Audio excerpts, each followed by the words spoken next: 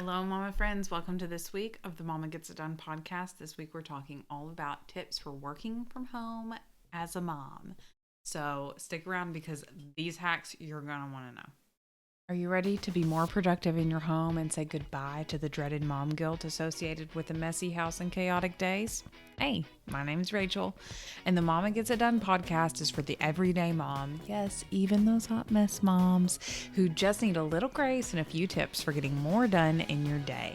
If you're ready to figure out how to stop hating cooking every night, how to give chaotic days a little more structure, and how to find more time for you in this crazy mom life, then you are in the right place.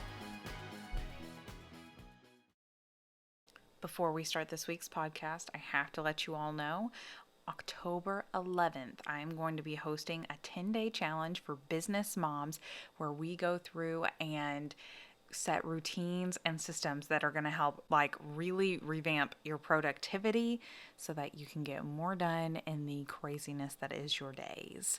I'll have more info to you soon, but stick around because it's going to be awesome. Hello. Welcome back to this week's podcast. Today, as you heard before, we're talking all about tips for working from home when you're a mom. And this is whether you have kids at home or not. I have done both.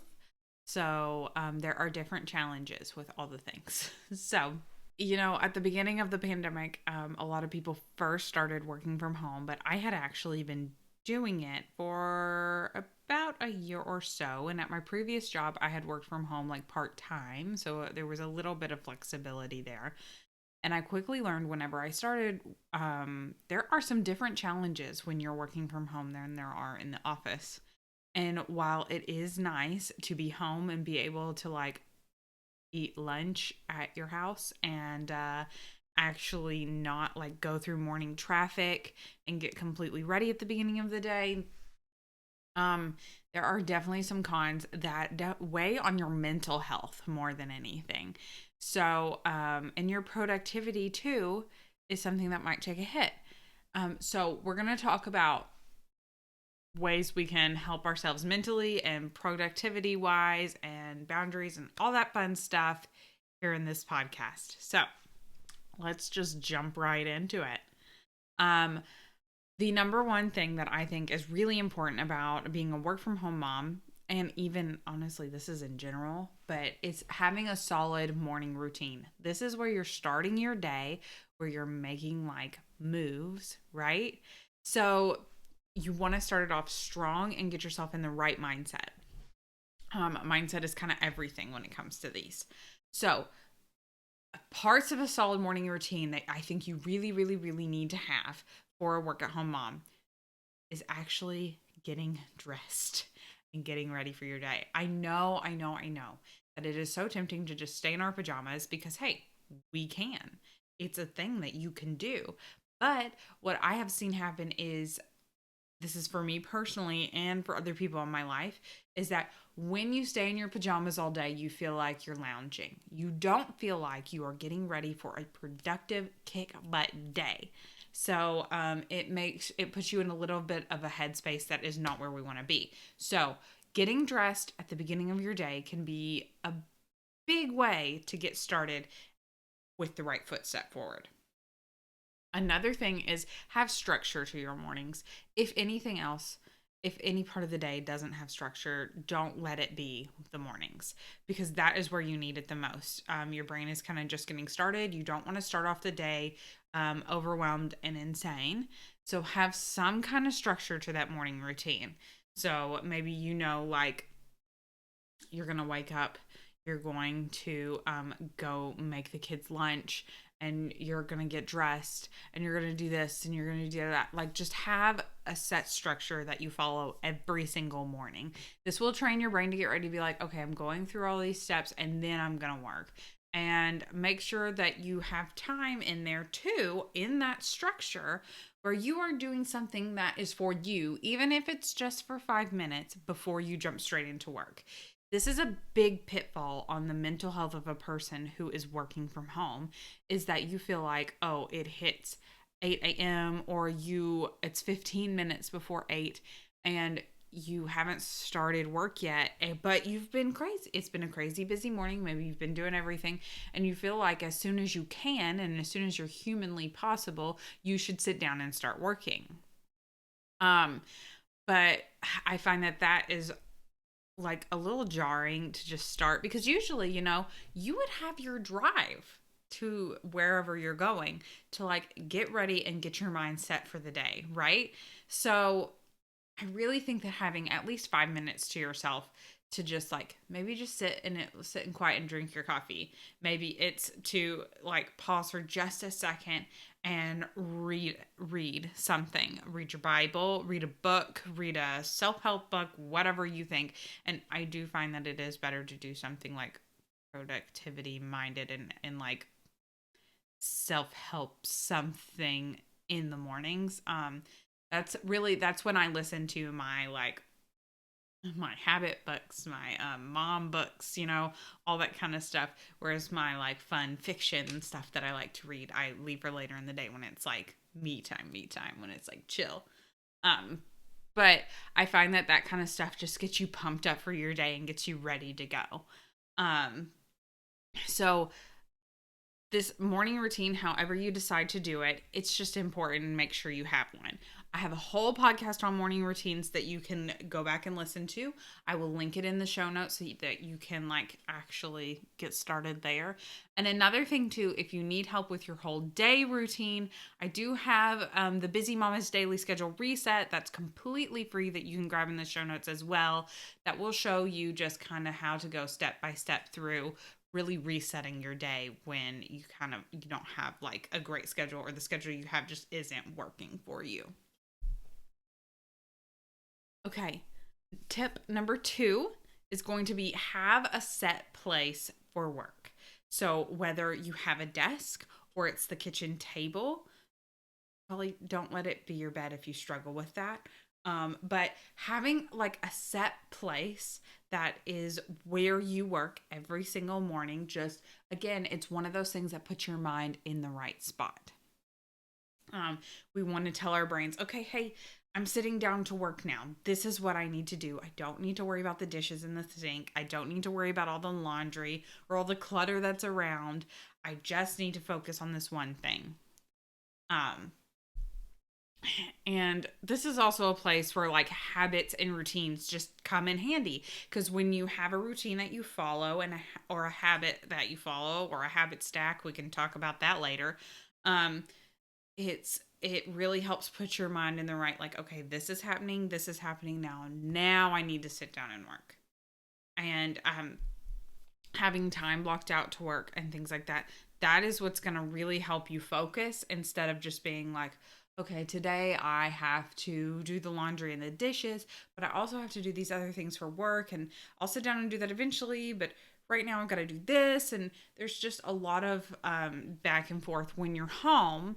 You there's a lot more flexibility and a lot more options usually. So you need to be a little more intentional about your time.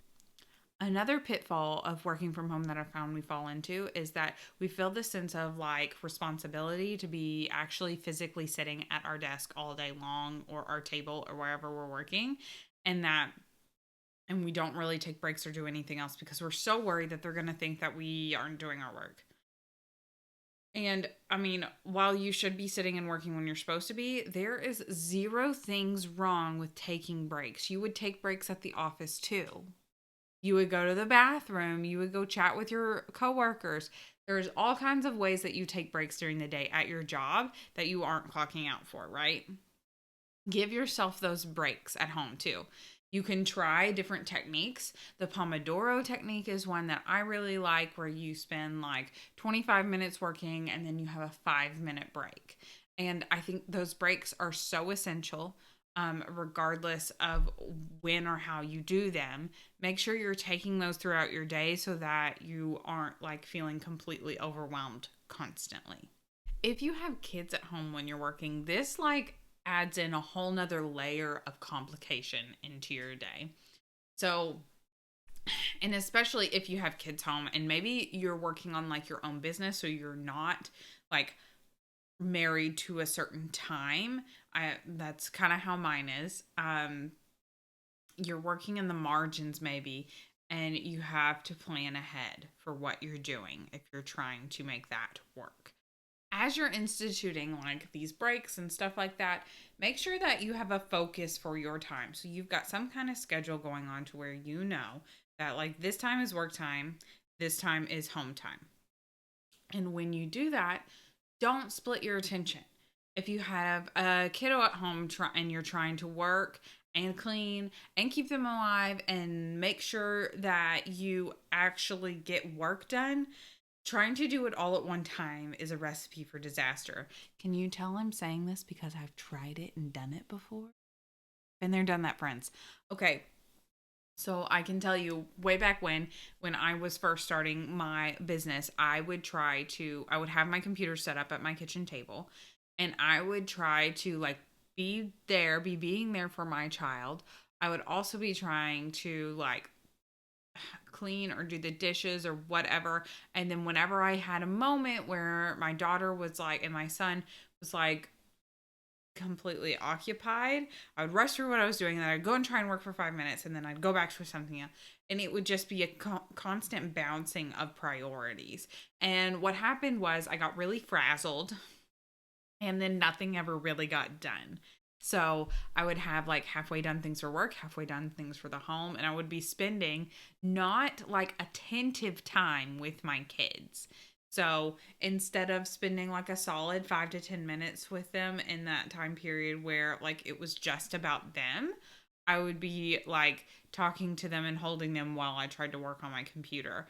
And that is just not the way to actually spend time with your children that matters, or like to serve your mental health.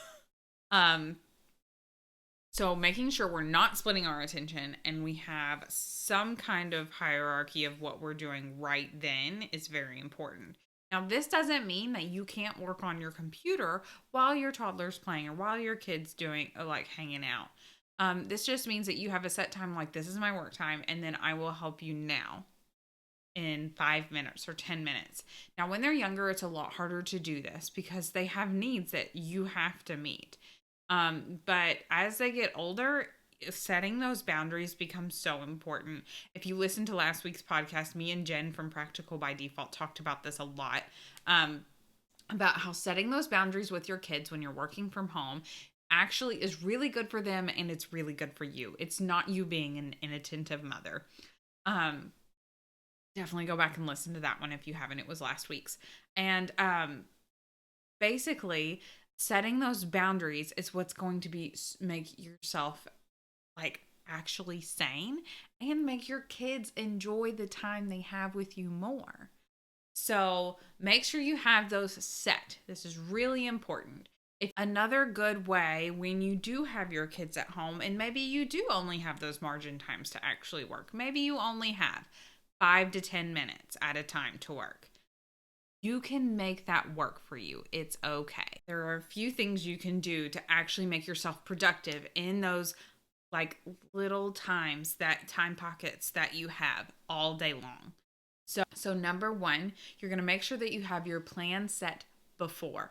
So you're going to make sure you have planned out maybe your week or even your quarter, so you know exactly what you're supposed to be doing this day at this time. And as you're going through this, make sure that you have actually planned like a reasonable amount of things and not too many for yourself. It's okay to only get a couple things done a day. When you consider everything else that you're doing in the day, you're actually very productive. Don't you worry. As you're going through this, making sure the planning aspect is done. That way, when you sit down and to actually do something and you only have 5, 10, 15 minutes, you can just do it. You don't have to look and be like, oh, okay, crap. What am I supposed to be doing right now? What would be the best way to spend my time? And instead, you know exactly what to do. And you delete some of that wasted time that you were going to have to decide on what action you were going to take. Another thing that would be super helpful when you're working in these small pockets of time is to identify tasks that only take like 5, 15, 10, whatever minutes, and make sure you know what those are, and you grab those to do when you can. So this could be like a physical list that you write down of, be like 5-minute tasks or quick tasks or whatever you want to call them, where you write down things that you know you can do in just a couple minutes. And if you don't know of anything you can do in that time period, that might be time to where you need to sit down and track your days and figure out what you're doing that you could fit in those things. Now, don't let it be a thing where you're constantly checking your email or your social media. Do those productive things. So this is where we kind of talk about, like, traditionally, and what you're going to hear everywhere is 20% of what you do accounts for 80% of your income or of your productivity or whatever you want to talk about. So if you're a business owner or if you're just an employee working from home, either way, identify those things that really move the needle for you and make sure that those are the things that you keep circling back to, that we're not like wasting time in email or wasting time scrolling social media, or chatting with your friends, with your work friends on Slack or Discord or whatever you've got, Microsoft Teams. Making sure that you're focusing on those things that actually move the needle and are important. And then maybe throw time blocks during the day where you're like, okay, I'm only looking at my email at this time and at this time during the day, and that is it. Doing your best on like organizing those things and canceling out the time that you're like going back into, like, especially email, as I keep saying, but as you're going back and just saying, okay, I'm checking, okay, and then responding to those things, the switch time that you're doing there, you could save so much time instead of like checking that every time and switching between tasks that you have to do with that email. If you just check your email once or twice a day and then address those tasks or make them into to-dos later, and then do it in a smarter, more strategic, and more productive way, you're going to save so much time. Another helpful thing that can be so important when you're working from home is to find accountability. So, whether this is somebody who you work with already, or maybe just somebody that is doing the same thing you're doing, like finding that accountability in online life and work from home life can be really important. So maybe this is somebody you can say in the morning, okay, I'm going to do these things today. And then they report back, and then you get back with them at the end of the day to see how it went. Or maybe you're just like simply being there to check up on each other and being like, hey, how are you doing? Um, Anything to keep you on track and to have somebody to talk to as kind of a support. I'm like, this is not going well for me right now. What can I do better? What is your opinion? Anybody to bounce ideas off of. That is one thing that I really miss in a work setting, is like the being able to bounce ideas off somebody else in a workplace setting. And having some kind of accountability or support person in your life for that can make major differences in your work productivity and even like the direction that your job and business takes. And lastly, this one shouldn't be a surprise to you, but give yourself some grace when you're working from home. This is a really big challenge that honestly a lot of people hadn't been through yet until recently. And it's okay that it's going to take you some time to figure out the routines and structures and systems that make working from home actually doable for you, and not just something that's a big time suck, right? You are sitting at home all day. You're going to be distracted by all the things that are happening. And it's okay, because you didn't have that when you removed yourself and you were in an office setting. You have to give yourself some time to adjust to your new surroundings and to figure out this new way of life. Because usually when you're home, you're in the home like brain, right? This home brain that you are a mom and you have tasks to do around your house. And maybe it's just a time that you're used to just hanging out and talking with your spouse, right? It's not a time that is usually focused on for work if you haven't been working in the home already. So doing everything we can to like get our minds in the right place, and really like letting yourself know it's okay. Those dishes are going to sit in the sink, and you will get to them at their time. But for now, They're not hurting anything. Nothing is wrong with those dishes being in the sink. So remembering little things like that make a massive difference in the long haul of your sanity and the overwhelm that you go through and actually being productive in your work at home. Give yourself grace, friends. It's so, so important. You're only one person. Thank you so much for hanging out with me this week on the Mama Gets It Done podcast. I had so much fun sharing this one with you. If you are enjoying some of these like work at home productivity tips, definitely let me know. We can intertwine some more of this later on in the podcast.